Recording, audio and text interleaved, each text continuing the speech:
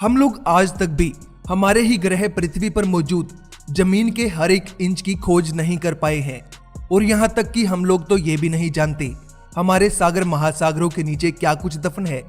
हम सिर्फ अंदाजा लगा सकते हैं कि सागर महासागरों में कुछ अनजान वस्तुएं हमें जरूर देखने को मिल सकती हैं और यहाँ तक कि बहुत से जीव जंतु भी होंगे जिनकी आज तक भी खोज नहीं की जा सकी है।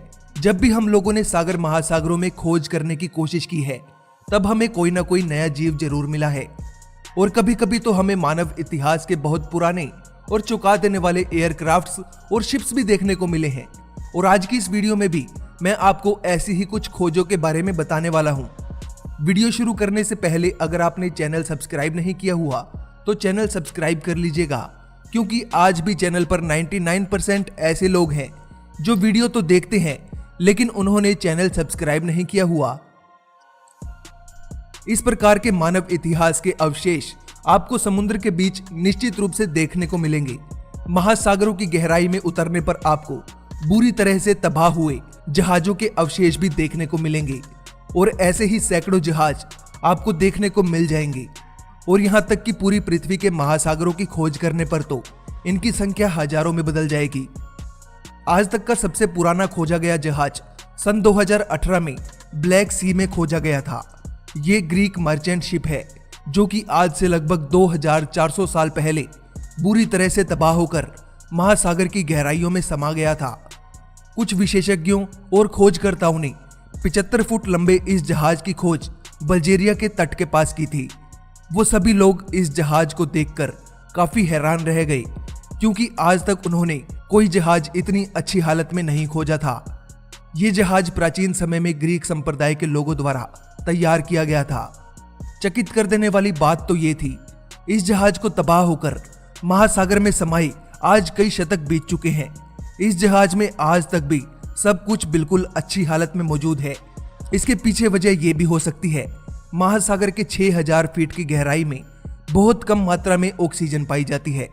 इस जहाज की खोज भी कुछ रोबोट्स द्वारा की गई है, क्योंकि किसी इंसान को महासागर में इतनी गहराई में भेजा जाना संभव नहीं है। सालों तक महासागर में दफन रहने की वजह से ये पता नहीं लगाया जा सका कि आखिर ये जहाज क्या लेकर जा रहा था, लेकिन एक अंदाजे से कह सकते हैं कि शायद ये प्राचीन ग्रीक वाइन लेकर जा रहा होगा। नई नई बीमारियों के लिए नई नई दवाइयों की खोज करना तो मानो 2020 में हर रोज का काम हो गया है। इंग्लैंड की ब्रिस्टल यूनिवर्सिटी के वैज्ञानिकों की एक टीम का मानना है कि महासागरों की सतह में हमें नए नए एंटीबायोटिक्स मिल सकते हैं।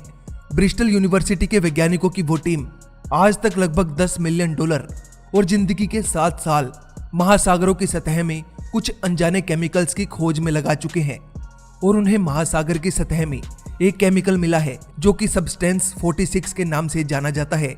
ये केमिकल उन्हें अटलांटिक महासागर की सतह पर एक समुद्री स्पंज में मिला है।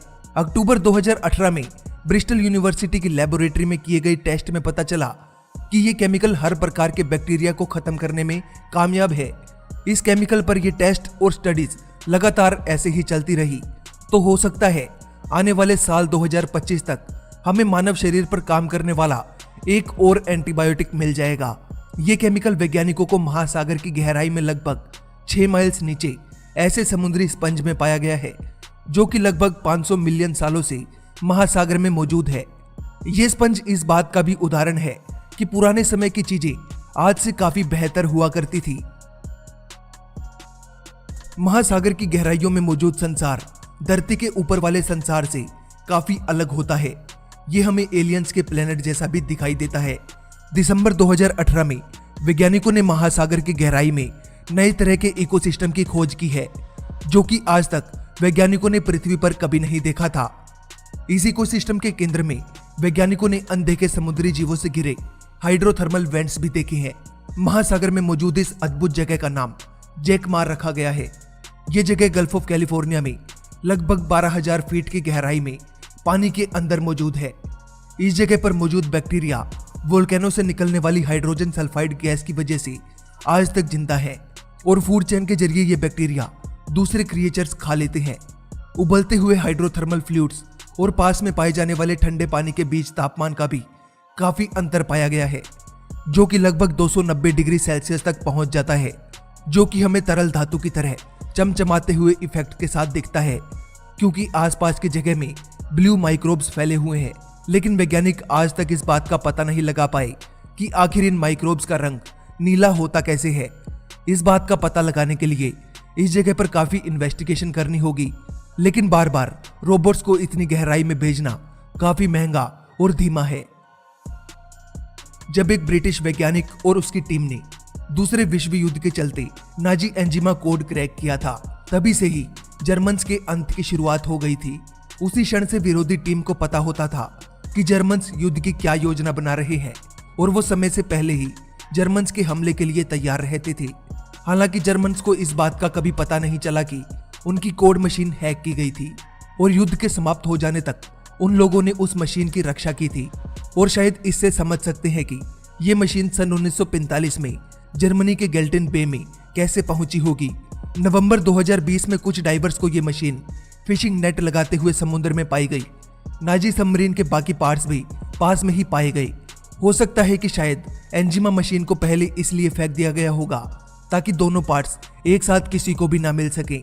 इंटरनेट पर बहुत से कलेक्टर्स की इस प्रकार की चीजों में बहुत रुचि है, और इस तरह की बिल्कुल ठीक मशीन लगभग मिलियंस डॉलर की हो सकती है। लेकिन इस एंजिमा मशीन के साथ जुड़ी कहानी इसकी कीमत को बहुत अधिक बढ़ा सकती है। अभी मैंने आपको एलियंस के प्लेनेट जैसे दिखने वाले महासागर के नीचे पाए जाने वाले नए इकोसिस्टम के बारे में बताया था, लेकिन अब मैं आपको महासागर के अंदर ही पाए जाने वाले ऐसे जीवन के बारे में बताने वाला हूं, जिसके बारे में कुछ लोगों का कहना है कि ये दुनिया के सबसे फेमस एलियंस के जैसा दिखता है। स्पंज के जैसी दिखने वाली ये प्रजाति सबसे पहले 2016 में देखी और रिकॉर्ड की गई थी। इसके लिए कुछ लोगों का कहना है ये प्रजाति सन 1982 में बनाई गई फिल्म ईटी के मेन कैरेक्टर के जैसी दिखती है। स्पंज की शेप ईटी के सिर जैसी दिखती है, और इसमें हम 2 होल भी देख सकते हैं जो कि सेम उसी पोजीशन में है जहां ईटी की आंखें हम देख सकते हैं।